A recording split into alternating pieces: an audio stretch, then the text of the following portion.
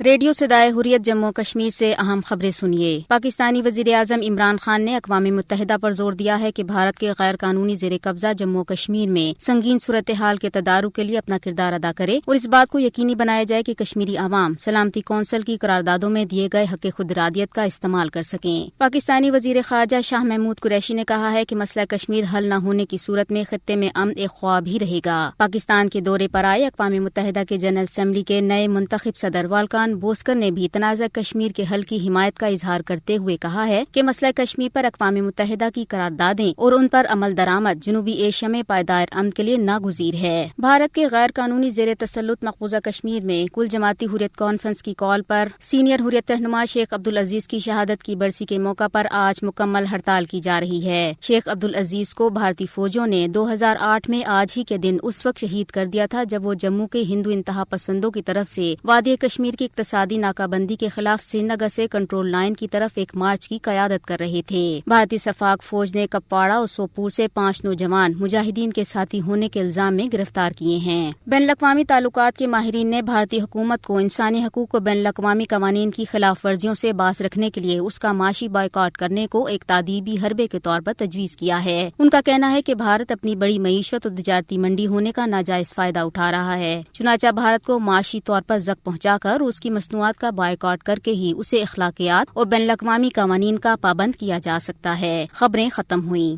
اقوام متحدہ کے چارٹر کے مطابق انسانی حقوق کو باقی تمام حقوق کے مقابلے میں فوقیت بلکہ اولیت حاصل ہے۔ دنیا کے تمام بڑے اور مہذب ملکوں کا دعویٰ ہے کہ وہ انسانی حقوق کی بالادستی اور احترام آدمیت پر یقین رکھتے ہیں، لیکن اگر بھارت کے غیر قانونی زیر قبضہ ریاست جموں کشمیر کے حالات پر نظر دوڑائیں تو اقوام عالم کی یہ دعوے محض فریب نظر آتے ہیں اور دنیا معاشی مفادات کی وجہ سے ہندوتوا دہشت گردی سے صرف نظر کر رہی ہے۔ برہمن سامراج نے RSS کا شیطانی اور فسطائی ایجنڈا کشمیریوں پر مسلط کرنے کے لیے انہیں گزشتہ 1 سال سے زائد عرصے سے 10 لاکھ فورسز کے بل بوتے پر محصور کر رکھا ہے۔ 90 لاکھ سے زائد کشمیری نہ صرف مسلسل یرغمال ہیں بلکہ کشمیریوں کے لیے اپنی ہی سرزمین تنگ کر دی گئی ہے۔ قابض بھارتی فورسز کے ہاتھوں اس دوران 250 سے زائد نہتے افراد کا صفاقانہ قتل، 25,000 کی گرفتاری، 1,000 سے زائد تعمیرات کی تباہی، 40,000 کروڑ کا مالی نقصان، 5 لاکھ افراد کی بے روزگاری اور مہلک ہتھیاروں کے ذریعے ہزاروں کو زخمی کرنے کا صفاقانہ عمل اور دیگر بھارتی جرائم بھارت کی بدترین ریاستی دہشت گردی کا واضح اور منہ بولتا ثبوت ہے۔ اقوام متحدہ اور انسانی حقوق کی تنظیموں کی رپورٹوں سے یہ بات ثابت ہے کہ دنیا بھارتی جرائم سے بخوبی آگاہ ہے، لیکن وہ معاشی مفادات کی وجہ سے خاموش ہے۔ انسانی حقوق کی بالادستی پر یقین رکھنے والے اقوام پر لازم ہے کہ وہ بھارت پر اقتصادی پابندی عائد کرے اور انسانیت کے خلاف جرائم کا ارتکاب کرنے والے مودی اور اس کے حمایتوں کو جواب دہ بنائیں۔ ساتھ ہی دنیا بھر کے مسلمانوں پر بھی یہ اخلاقی ذمہ داری عائد ہوتی ہے کہ وہ بھارتی مصنوعات کا بائیکاٹ کریں اور ہندوتوا دہشت گردی کے سرخیل مودی اور اس کے چیلوں کو سبق سکھائیں۔ تبصرہ ختم ہوا۔